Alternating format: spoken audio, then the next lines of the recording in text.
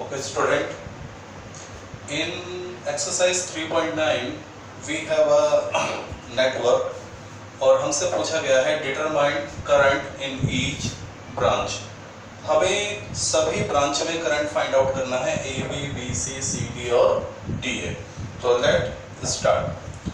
तो सबसे पहले ये जो बैटरी है हमारी in the branch E F, तो मान लीजिए यहाँ से करंट चलेगा I और वो फिर ऐसे 10 ओम में होता हुआ इट विल मूव हियर और उसके बाद ए टर्मिनल पे आके वो करंट दो हिस्सों में क्या हो जाएगा, टूट जाएगा। मान लीजिए this will move I1 and this will move I2। Okay, this I1 will move at B और B पर भी आके ये ब्रेकअप हो जाएगा। मान लीजिए this is I3 and this one is I1 minus I3। अब D पर जो करंट पहुंचेंगे, दो करंट यहाँ पर, इसको हम ऐसे बोल सकते हैं, हाँ, I1 माइनस I3। ओके, तो इसको हम जब यहाँ पे D पर आएगा तो D पर जो करंट पहुंचेंगे वो D पर एक तो करंट कौन आएगा, I2, और एक कौन आएगा, I1 माइनस I3। तो यहाँ पर जो टोटल करंट है इनकमिंग वो है I1 माइनस I3 और प्लस I2। तो Kirchhoff first rule, incoming is equal to outgoing. तो देख लीजिए क्या ये बात समझ में आ गई आप लोगों को, ठीक है। या फिर हम ऐसे भी कर सकते हैं, जरूरी नहीं इस तरह से, हम ये भी कर सकते हैं कि इधर हम I1 को लेकर आ जाते हैं वो I3 को, और इधर हम लिख देंगे I1 माइनस I3। वो भी सेम है, I1 जो है यहाँ पहुंचा तो उसमें से I3 नीचे आ गया, तो बचा हुआ I1 माइनस I3 उधर चला जाएगा, ठीक है। आप लोगों सर पहले और इसमें क्या फर्क है, बस वही है कि यहाँ कम टर्म लिखी जाएंगे, उधर ज्यादा, अब केवल एक ही करंट आएगा, तो अब यहाँ कितना जाएगा, I2 प्लस I3। अब I2 प्लस I3 भी C पर आएगा और I1 माइनस I2 भी C पर आएगा, तो I3 से I3 क्या हो जाएगा, cancel out. I1 plus I2 वो C से बाहर निकल जाएगा और I1 प्लस I2 किसके बराबर है, I1 plus I2 is equal to I। तो this is the whole current distribution in the given network. So let apply the Kirchhoff. अब हम इस पूरे पे क्या अप्लाई करते हैं, किरचॉफ अप्लाई करते हैं। तो let solve the numerical, start करते हैं। तो सबसे पहले हम इसमें ब्रांच ले लेते हैं इन लूप या in loop A B D A, A B D A हमने लूप ले लिया है A B D A। Okay, तो सबसे पहले वही जो मैंने आपको सिखा रखा है, summation E is equal to summation IR। ये हमारा किरचॉफ का सेकंड रूल है। तो सबसे पहले A से B मूव करिए। तो जब आप A से B मूव करते हैं तो करंट I1 मिलता है, रेजिस्टेंस मिलता है 10R, तो it will become 10R। Sign कौन सा लेंगे, प्लस, क्योंकि आप भी किधर मूव करते हैं, A से B, और करंट भी किधर जा रहा है, A से B की तरफ जा रहा है। चलिए, इसके बाद B से D। तो जब आप B से D जाते हैं तो रेजिस्टेंस मिलता है 5 ओम, करंट मिलता है I3, तो it will become 5I3 plus को लिया, because current is moving along your direction, जैसे आप चल रहे हैं करंट भी उसी डायरेक्शन में है। इसके बाद D से A। तो जब आप D से A चलते हैं तो अपोजिट एक रेजिस्टेंस मिलता है 5 ओम और अपोजिट डायरेक्शन में करंट मिलता है I3, तो इस दिस बिकम माइनस के 5I2। और पूरे लूप में कोई भी बैटरी नहीं है, पूरे लूप में A B D A में कहीं भी कोई बैटरी नहीं है, तो EMF क्या होगा, 0। तो this is my equation number 1। थोड़ा सा और देख लीजिए, ठीक है। This is your equation number 1। Okay, now in loop हम लूप लेके चलते हैं B C D B। दूसरा लूप हमने लिया in loop B C D B, हमने दूसरा लूप ले लिया B C D B। चलिए, वही अपना formula summation E is equal to summation IR, Kirchhoff second rule लेके हम चले हैं। चलिए भाई स्टार्ट करते हैं। तो B से C, जब आप सबसे पहले चलेंगे B से C, तो जब आप B से C चलते हैं तो आपको करंट रेजिस्टेंस मिलता है 5 ओम और करंट है I1 माइनस I2, तो 5I1 माइनस I2। ओके, इसके बाद आप चलते हैं C से D, तो जब आप C से D चलते हैं तो रेजिस्टेंस मिलता है 10 ओम और करंट है I2 plus I3, I2 plus I3, और साइन क्या रहेगा minus, because the current I2 plus I3 is moving opposite to you. Okay, और इसके बाद आप चलते हैं D से B, तो जब आप D से B चलते हैं तो रेजिस्टेंस मिलता है 5 ओम का और करंट मिलता है I3 इन अपोजिट डायरेक्शन, तो that's why it is taken as negative, और पूरे लूप में कहीं भी कोई बैटरी नहीं है, तो समीशन E क्या हो जाएगा 0।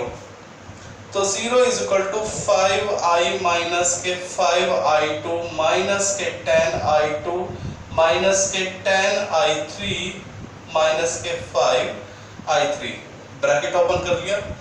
0 is equal to 5I1 minus के 15,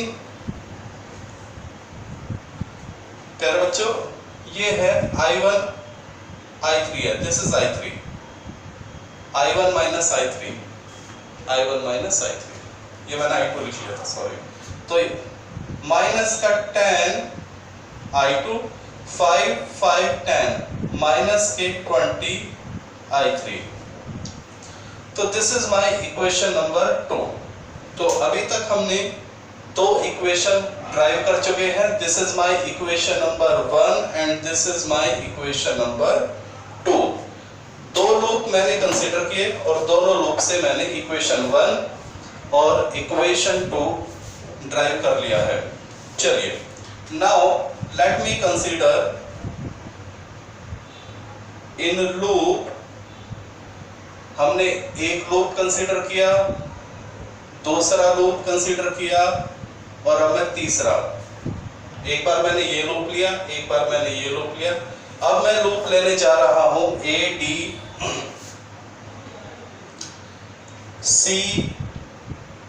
F E A, देख लीजिए दिखाई देता है आप लोगों को, AD C F E A, ठीक है, नीचे वाला लूप लिया है। Let start. Summation E is equal to summation IR, A से D चलिए, तो जब आप A से D चलते हैं तो आपको मिलता है 5 ओम 5I2। D से C चलिए, तो जब आप D से C चलते हैं तो आपको मिलता है 10I2 प्लस I3। C से F चलिए, C से F में करंट है I1 प्लस I2 या I बोल दीजिए, एक ही बात है, लेकिन कोई रेजिस्टेंस नहीं है, तो जिस ब्रांच में कोई रेजिस्टेंस नहीं होता, हम जिस ब्रांच में कोई रेजिस्टेंस या कोई बैटरी नहीं होता हम उसको छोड़ देते हैं, भले चाहे उसमें कितना भी करंट हो।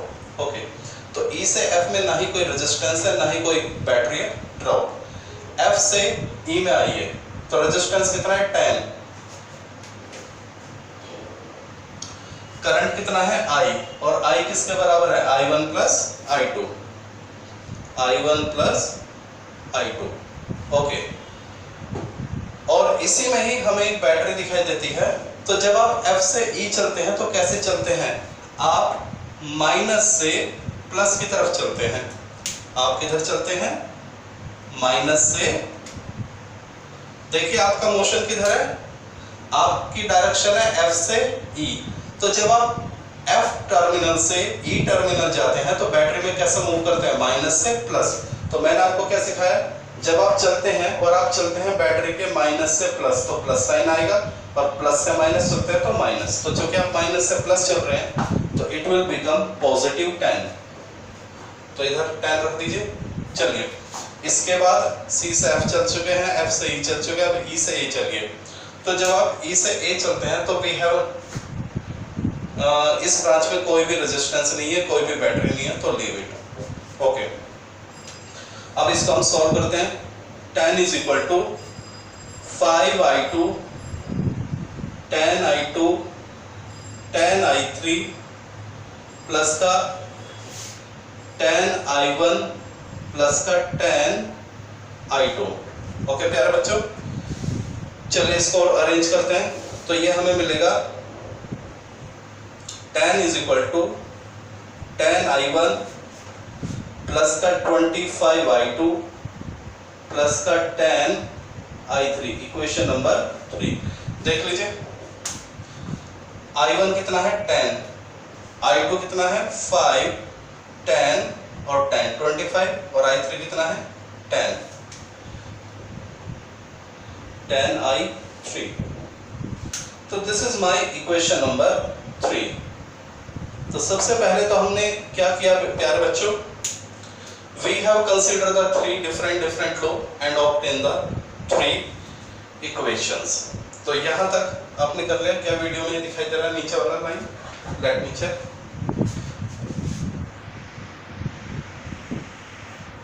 यस, आपको विजिबल है।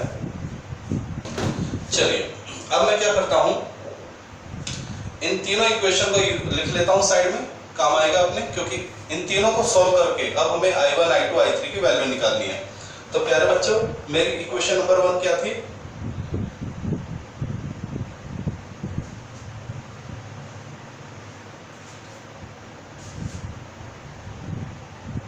दिस इज I1, ये मैंने R के लिख लिया। ओके, चलिए equation number 1, tan I1 minus का 5I2 प्लस का 5I3 is equal to 0, equation number 1।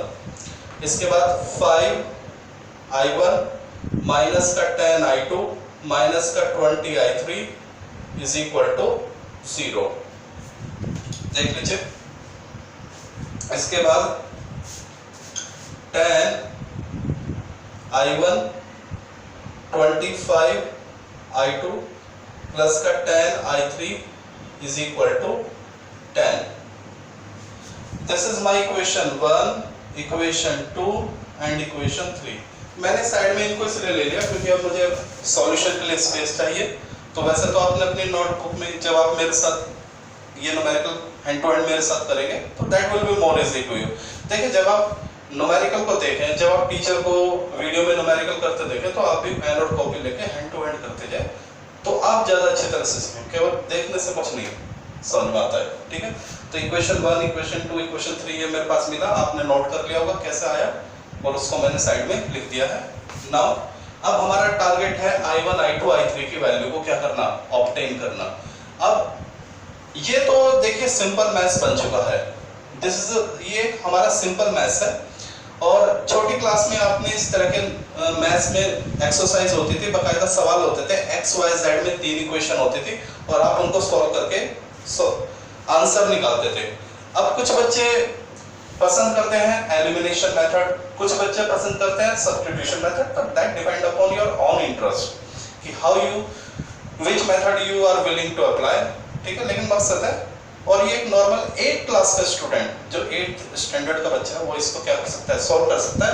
बस I1, I2, I3 की जगह अगर x, y, z रख दिया जाए, वो हो सकता है I1, I2, I3 देख कर डर जाए, लेकिन अगर आप x, y, z रख दोगे ना, तो 8th क्लास का बच्चा इसको चुटकियों में सॉल्व कर देगा। लेकिन आप, ठीक है, चलिए लेट सॉल्व दिस। तो सबसे पहले क्या कीजिए, आप इक्वेशन 1 और इक्वेशन 3 दिखाई दे रहा है, इक्वेशन 1 और इक्वेशन 3, इसमें आप एक काम कीजिए, I3 को एलिमिनेट कीजिए। किसको एलिमिनेट करेंगे हम? I3 को। तो लेट डू, कैसे करेंगे? चलिए, इक्वेशन 1 और इक्वेशन 3, इक्वेशन 1 और इक्वेशन 3 में से I3 को एलिमिनेट करना है। तो हम क्या करेंगे, इक्वेशन 1 की 2 से मल्टीप्लाई कर देते हैं प्यारे बच्चों। इक्वेशन 1 मल्टीप्लाई 2 करिए, इक्वेशन 1 की मल्टीप्लाई करिए 2 से, तो कितना आ जाएगा आपका 20I1 माइनस का 10I2 और प्लस का 10I3 समझ में आ गया, इज इक्वल टू 0, 0 की 2 से मल्टीप्लाई करेंगे 0। चलिए अब इक्वेशन 3 लिख लीजिए, तो tan I1 plus 25 I2 plus का tan I3 is equal to 10 minus के इक्वेशन 3। इक्वेशन 1 में 2 से मल्टीप्लाई करा तो हमें ये मिला, और इक्वेशन 3 को इसमें से क्या कर दीजिए, सब्ट्रैक्ट कर दीजिए, तो माइनस माइनस माइनस माइनस, तो I3 वाला टर्म तो क्या हो जाएगा बेटा, कैंसिल आउट, तो हमें मिलेगा tan I1 माइनस का 35 I2 is equal to minus के 10। देख लीजिए, एग्री। इसको हम ले लेंगे इक्वेशन नंबर 4, ये हमारा इक्वेशन नंबर 4 हो जाएगा। हमने इक्वेशन 1 में 2 से मल्टीप्लाई करा और 3 को उससे क्या कर दिया, सब्ट्रैक्ट, तो वी गेट दिस आंसर। इसके बाद हम क्या करेंगे, इक्वेशन 2 और इक्वेशन 3 से, जो इक्वेशन 2 है और इक्वेशन 3 से फिर I3 को क्या करेंगे, एलिमिनेट करेंगे। हमने एक बार इक्वेशन 1 और इक्वेशन 2 से एलिमिनेट कर दिया I3 को, अब 2 और 3 से एलिमिनेट करेंगे। तो देखिए 2 में क्या है, माइनस का 20 I3 और 3 में क्या है, 10 I3, तो 3 को क्या कर दो, 2 से मल्टीप्लाई कर देता हूं, तो देखिए इक्वेशन 3 मल्टीप्लाई 2, इक्वेशन 3 को 2 से मल्टीप्लाई कीजिए, तो how much we get, 20 I1 plus का 50 I2 प्लस का 20 I3 is equal to 20। Equation 3 को हमने 2 से मल्टीप्लाई किया, माइनस कर देता हूं इक्वेशन 2 को, तो इक्वेशन 2 क्या है, 5 I1 माइनस का 10 I2 माइनस का 20 I3 इज इक्वल टू 0। चलिए बेटा, तो सब्ट्रैक्ट करूंगा, सब्ट्रैक्ट नहीं प्लस करिए, ठीक है, क्योंकि साइन चेंज करने की जरूरत नहीं है, वो ऑलरेडी एक टर्म क्या है, माइनस में ही है हमारे पास। ओके, तो करिए 25 I1 माइनस का 40 I2, ये पूरा टर्म क्या हो जाएगा, cancel out, is equal to 25। तो ये हमारा equation number 5, this is equation number 5। देख लीजिए व्हाट वी हैव डन। सबसे पहले हमने किरचॉफ सेकंड रूल लगा के we have consider the 3 loop, और तीनों लूप में किरचॉफ सेकंड रूल लगा के हमने इक्वेशन 1, इक्वेशन 2 और इक्वेशन 3 को क्या किया, ऑब्टेन, और उसके बाद एलिमिनेशन मेथड यूज करके हमने इक्वेशन 1 और 3 में से इक्वेशन 4 लिया, और एलिमिनेशन मेथड अप्लाई करके 2 और 3 में से इक्वेशन नंबर 5। तो प्यारे बच्चों, अगर आप देखेंगे इक्वेशन 4 और equation 5 are purely equation in I1 and I2, ठीक है। तो अब I1 और I2 को सॉल्व करके हम इन दोनों को सॉल्व करके या तो आप I1 की वैल्यू निकाल लो पहले या I2 की, ठीक है। तो मैं इनको साइड में लिख लेता हूं। हमारे पास 10 I1 minus 35 I2 is equal to minus का 10। एक तो इक्वेशन नंबर 4 ये आया मेरे पास, और उसके बाद 25 I1 माइनस का 40 I2 इज इक्वल टू 20। एक इक्वेशन मेरे पास प्यारे बच्चों ये आ गया, 10 I1 minus 35 I2 is equal to minus 10, 25 I1 minus 40 I2 is equal to 20। अब हमें इनकी जरूरत नहीं है, क्योंकि ये जो हमें रिजल्ट मिला वो ऑलरेडी मैं लिख चुका हूं। चलिए, तो यहां तक आपने कर लिया। अब इक्वेशन 4 और इक्वेशन 5 से या तो आप I2 को एलिमिनेट कीजिए और I1 निकाल लीजिए, या I1 को एलिमिनेट कीजिए और I2 को निकाल लीजिए, that's depend upon your choice. करिए, क्या करें बताइए, किसको एलिमिनेट करें, जल्दी बोलो। चाहो तो I2 को एलिमिनेट कर दो, हो, चाहे I1 को एलिमिनेट कर देते हैं। चलिए I1 को एलिमिनेट करते हैं। तो I1 के साथ क्या है 10 और I2 यहाँ I1 के साथ क्या है 25। तो ऊपर तो किससे मल्टीप्लाई कर देते हैं 2 से, और नीचे किससे ऊपर मल्टीप्लाई करते हैं 5 से और नीचे मल्टीप्लाई कर देते हैं 2 से। तो चलिए इक्वेशन 4 को 5 से मल्टीप्लाई करते हैं। इक्वेशन 4 मल्टीप्लाई 5, इक्वेशन 4 मल्टीप्लाई 5 तो कितना आएगा बेटा 50I1 माइनस के करिए 35 को, इसको आपने किससे मल्टीप्लाई करा 5 से करा ना, तो ये 50 हो गया। 35 को कीजिए 5 से मल्टीप्लाई, कितना आएगा है बेटा 35 को 5 से मल्टीप्लाई कीजिए 175 आ जाएगा आपका। Okay I2 is equal to minus के कितना आ जाएगा 50 माइनस के 50। चलिए अब इक्वेशन 2 को इक्वेशन 5 को मल्टीप्लाई कीजिए किससे 2 से। तो जब आप इक्वेशन 5 को 2 से मल्टीप्लाई करेंगे तो वी विल गेट 50I1 और माइनस का 80I2 is equal to minus का 2 से मल्टीप्लाई करते हैं तो इट विल गेट 40। देख लीजिए। चलिए प्यारे बच्चों, तो अब हमें माइनस करना है, तो क्या करें, माइनस कर दिया तो ये माइनस ये प्लस हो जाएगा, और ये भी क्या हो जाएगा माइनस हो जाएगा। ठीक है, चलिए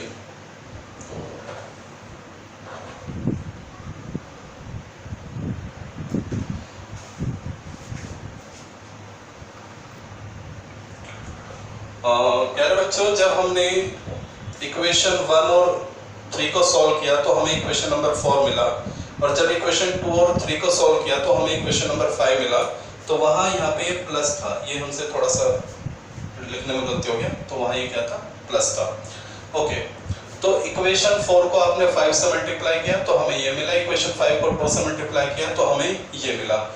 अब इनको सब्ट्रैक्ट करेंगे तो माइनस माइनस माइनस, तो this will get cancel out, तो 175 और 80, तो माइनस का 255 I2 और इज इक्वल टू माइनस का 90। तो यहां से I2 कैसे निकलेगा, I2 is equal to minus से माइनस कैंसिल आउट 90 ओवर 255, तो यहां से आपका I2 का वैल्यू आ जाएगा 6/70। तो this is the required value of I2। क्या ये बात आपको समझ में आ गई? ठीक है, तो इसको देख लीजिए, how we get the value of I2। ठीक है, चलिए अब I1 की वैल्यू, इस I2 की वैल्यू चाहे आप इक्वेशन 4 में रखिए चाहे इक्वेशन 5 में रखिए, तो आपको किसकी वैल्यू मिल जाएगी, I1 की वैल्यू मिल जाएगी। You will get the value of I1। चलिए पहले इतना कर लीजिए, उसके बाद आगे बढ़ते हैं। ओके, I1 की वैल्यू आपको मिल गया। Put the value of I2 in equation 4, we get I2 की वैल्यू इक्वेशन 4 में रखिए, तो क्या है आपके पास बेटा 10I1 माइनस के 35I2 is equal to minus 10, 10I1 minus 35 6/17 is equal to minus के 10, 10I1 माइनस के करिए multiply 210 over 17 is equal to minus 10, 10I1 is equal to 210 upon 17 minus के 10, बेटा ये इधर आ जाएगा, तो 10I1 is equal to 210 minus का 117 अपॉन 17, और 10I1 इज इक्वल टू देख लीजिए कितना आएगा 40 ओवर 17, तो I1 is equal to 4/17। This is the value of I1। तो देख लीजिए प्यारे बच्चों, what you have got the value of I1 and I2. Okay, now we will put the value of I1 and I2 in any of the equation, इधर in 1, इधर 2, इधर इन 3, किसी में भी वैल्यू पुट करके you will get the value of I3. तो एक बार यहां तक कर लीजिए, ठीक है, then we will move on, आगे बढ़ते हैं. ओके, यहां तक कर लिया आप लोगों ने. ओके, अब हम I1 I2 की वैल्यू किसी में भी रखेंगे. तो एक काम करते हैं, अब हमें इन इक्वेशंस की जरूरत नहीं है, we don't need these equations. Okay, already we have. तो मैं I3 की वैल्यू इधर ही निकाल देता हूं. तो I3 की वैल्यू मैं पुट करने जा रहा हूं इक्वेशन 1 में, ठीक है. 10I1 minus 5I2 plus 5I3 is equal to 0. So what I am going to do, put the value of I1 and I2 in equation 1. Equation 1 में I1 और I2 की वैल्यू रखते हैं. तो I1 की वैल्यू कितनी है, 4/17. तो 4/17 रखेंगे तो ये क्या हो जाएगा, 10 से मल्टीप्लाई होके 40/17 माइनस 5I2. I2 की वैल्यू कितनी है, 6/17. तो 6 की 5 से मल्टीप्लाई होगी तो कितना हो जाएगा, 30/17 plus 5I3 is equal to 0. तो this will become 10/17 plus 5I3 is equal to 0. तो 5I3 is equal to minus का 10/17.